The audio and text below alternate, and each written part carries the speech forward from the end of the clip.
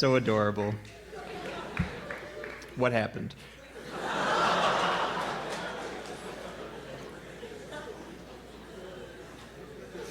When Ian asked me this past September to serve as his senior speech advisor, I was incredibly honored and elated. The date he settled on meant that his would be the first introduction I would deliver in my time at PCDS. Over the semester, however, and especially in the past week, those feelings of excitement and pride gave way to anxiety and even a kind of terror. This shift, I should clarify, was in no way a result of the time spent working with Ian. Rather, it came from my growing awareness of how many of his classmates were looking to me, old DK, everybody's friend, to subject Ian to a discomfiting, withering, potentially tear-inducing roast. To use a word I newly learned this week, they wanted me to chirp him. Chirp at Ian, the mild-mannered, thoughtful young man I taught in junior English, whom I and my colleagues have praised in print as friendly, pleasant, and respectful? What could the seniors see that I and others did not? Well, it turned out that there was plenty I didn't know. And Ian's chums here in the first two rows were only too happy to enlighten me. The picture of Ian that emerged was a somewhat complicated one. Think The Secret Life of Walter Mitty, only instead of a bumbling, hapless, middle-aged man who retreats from his mundane life through harmless daydreaming, the protagonist is a studious, stylish 17-year-old boy who retreats from his pretty good life, actually, through relentlessly prank-calling hapless middle-aged men and endlessly stockpiling screenshots for ammunition in the ongoing flame wars he wages across multiple group chats. And it only got derpier from there.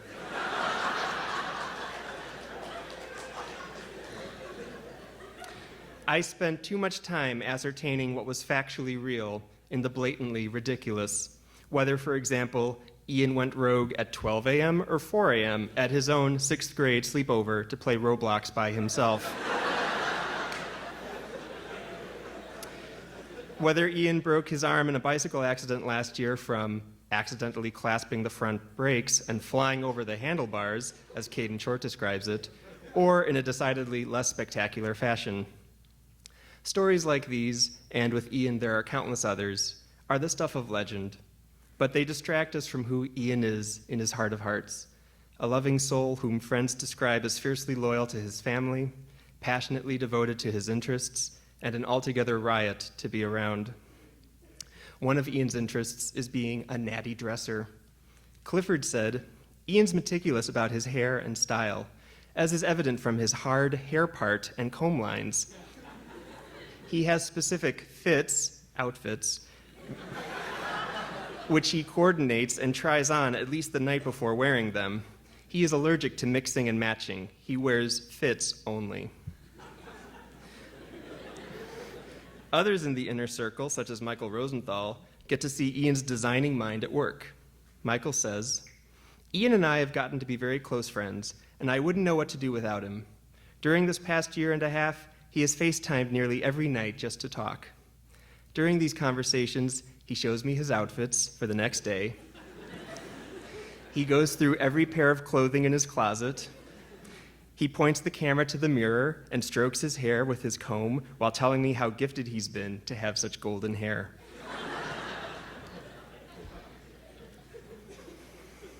While others might see this as evidence of vanity, and while Michael went on to say that their FaceTime conversations were much more deep and meaningful than mere reviews of Ian's wardrobe, I like to think that Ian's routine shows us something about the deep respect he has for those he encounters throughout his day. Ian's favorite word to use in his English papers last year was the word showcase, and Ian himself is a kind of showcase, albeit one that walks and talks and occasionally boogie boards.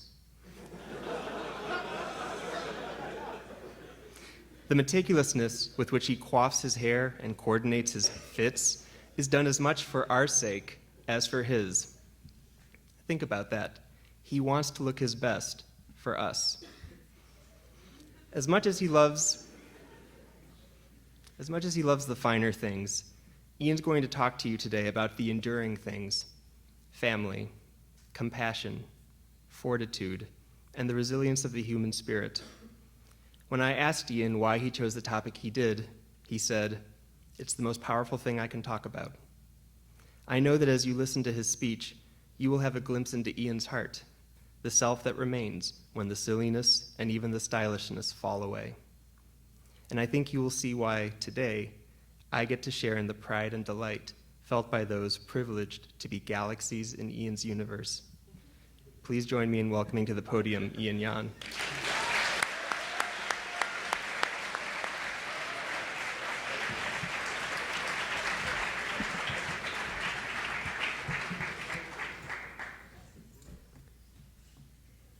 Who is the strongest person that you know?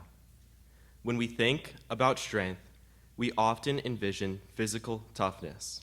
Athletes, wrestlers, and bodybuilders, layered muscle upon muscle. However, we seldom consider emotional and mental toughness.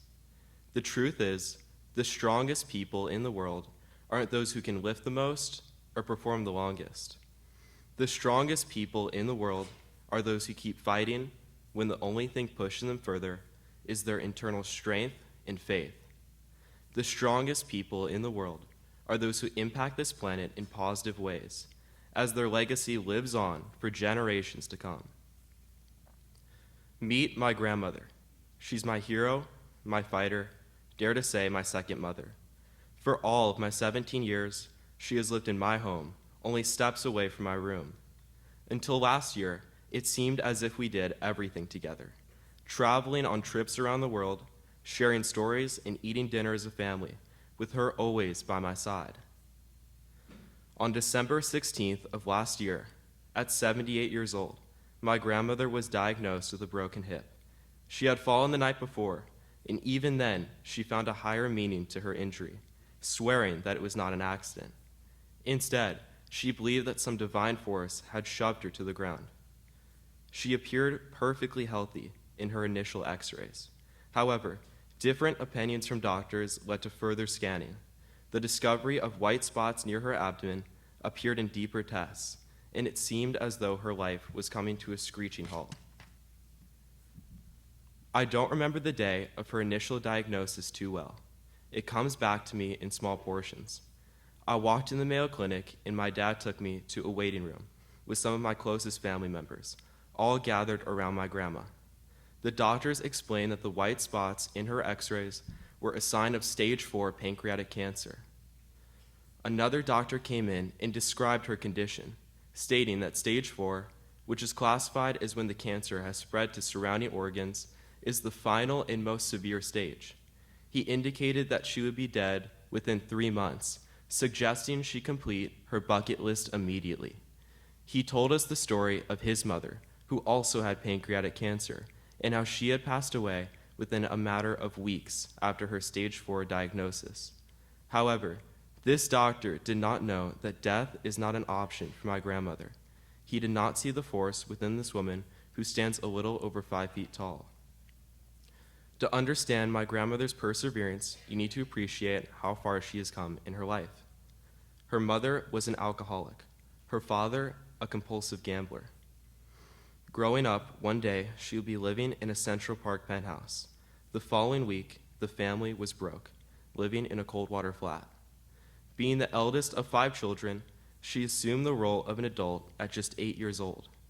Despite this upbringing, she earned a computer science degree, married, raised 4 children, and traveled the globe visiting 47 different countries. She is resilient and smart, with a New York attitude complemented by a Brooklyn accent. That evening, on the day of the diagnosis, my mother suddenly looked fragile, weeping, and not able to stand on her own. I tried to reassure her that God always has a plan, and that she was fortunate that her mother was still alive. After wiping tears from her face, my mother looked in my eyes and said, "I will do whatever I can." And she did just that, learning, living, and becoming an expert in oncology, sharing each night at dinner what new progress she had made. My grandmother sat there too for most nights, reaffirming that she would not let pancreatic cancer be her demise. It was through this process that I saw the two most important people in my life bonded for a cause. I heard about the p53 gene, mutations, and chemotherapy cocktails.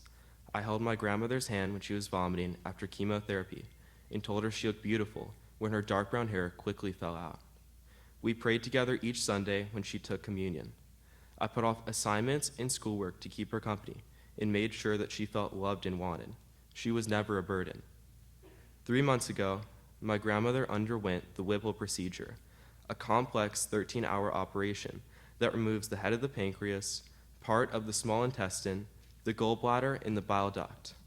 Only about 20% of pancreatic cancer patients are eligible for the surgery, and of those, many die before they receive it. Only about 0.2% of patients actually go through the procedure.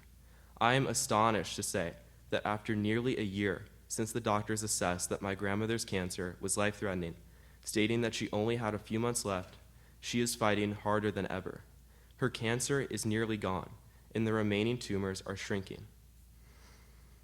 Last week, I sat on her hospital bed and read her this speech. I had not revised much since she had heard it last, and I told her that it was the same paper she had read a few weeks prior. However, she strongly encouraged me to take out my phone and read it to her then and there. I finished the last line a few minutes later, and she immediately told me how meaningful she found it. Then she asked something that caught me completely off guard. What did you take away? What did you learn? I blurted out a few lines stating, I learned that there's never a reason to give up, and of course, emotional strength is more powerful than physical, and she cut me off, stating, but you did learn that miracles do happen, and that there's always a plan. God always has a plan. Life always has a plan. Everything always has a plan, and everything happens for a reason. Even if something may seem bad now, there's always a plan for it. If I didn't fall then, I wouldn't be here, and I know that God wants me here. It was great to see my grandmother become so spirited as she took over the conversation. When she began listing the other things I had learned, she wasn't lecturing me. She was doing what she always did, helping me to see things in their full complexity. And it's true what my grandmother says about everything happening for a reason. In retrospect, had she not fallen, her tumor would not have been diagnosed for several more months, and no treatment could have extended her life. Recently, I made my grandmother an invitation to my high school and college graduation, and I told her that I'm counting on her to be there. She smiled and said, God willing.